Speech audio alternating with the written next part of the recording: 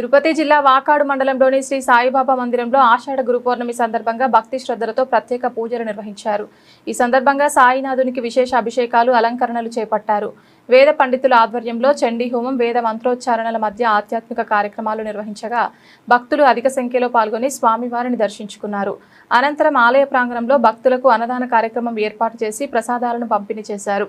ఈ కార్యక్రమం సాయిబాబా భక్తులు సేవా కార్యక్రమాల్లో పాల్గొని విజయవంతం చేశారు.